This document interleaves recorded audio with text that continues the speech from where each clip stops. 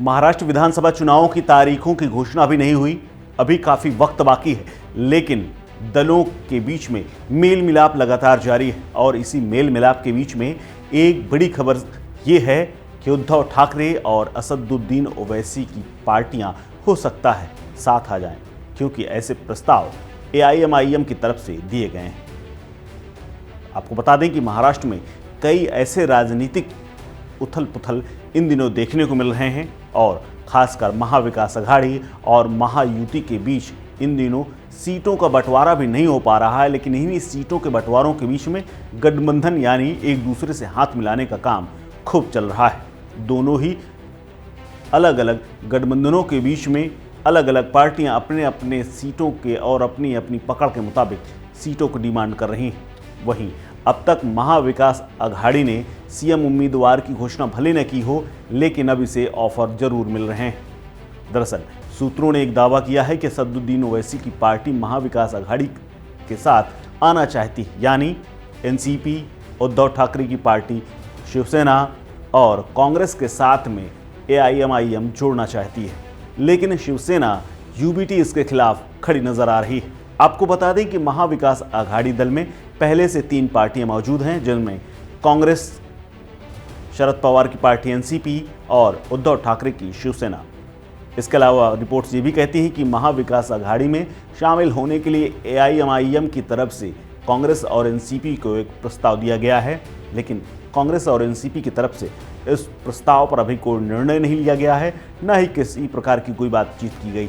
हालांकि अब तक इस प्रस्ताव को स्वीकार भी नहीं किया गया है और ना ही खारिज किया गया है। वहीं दूसरी तरफ शिवसेना के पास भी अब इस मुद्दे को लेकर के पूरी तरह से नज़र बना करके रखने का समय आ गया है, क्योंकि एआईएमआईएम के नेता इम्तियाज़ जलील ने कहा है कि महाविकास अघाड़ी के साथ विधानसभा चुनाव लड़ने की हम इच्छा जता चुके हैं। उन्होंने ये भी कहा कि अगर सब मिलकर महायुति के खिलाफ लड़ते हैं तो प्रदेश में इनकी सरकार को हटाया जा सकता है। अगर महाविकास अघाड़ी इस प्रस्ताव को स्वीकार करती है तो महायुति के लिए ये किसी झटके से कम नहीं है।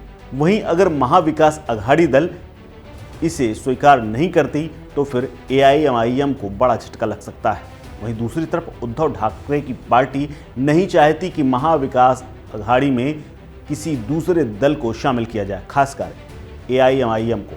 वहीं सीटों का बंटवारा अभी वो नहीं चाहते। महाविकास अघाड़ी की प्रमुख तीनों पार्टियों में अब समाजवादी पार्टी, सीपीएम, रिपब्लिकन गठबंधन भी जुड़ना चाहते हैं, लेकिन अभी इनके बारे में भी सीटों को लेकर के कोई फैसला नहीं हुआ है, क्योंकि प्रमुख दल यही तीनों हैं और बाकी छोटी छोटी पार्टियां भी इसमें शामिल हैं। आपको बता दें कि महाराष्ट्र में विधानसभा की कुल 288 सीटें हैं और एआईएमआईएम 28 सीटों पर लड़ना चाहती है, यानी कई ऐसे सीटें हैं जिसमें उद्धव ठाकरे का दबदबा है। इसके अलावा एनसीपी और कांग्रेस का भी अच्छा खासा दखल है, लेकिन अगर इसको शामिल किया जाता है तो निश्चित तौर पर अपनी सीटों को कम करके समझौता करना होगा।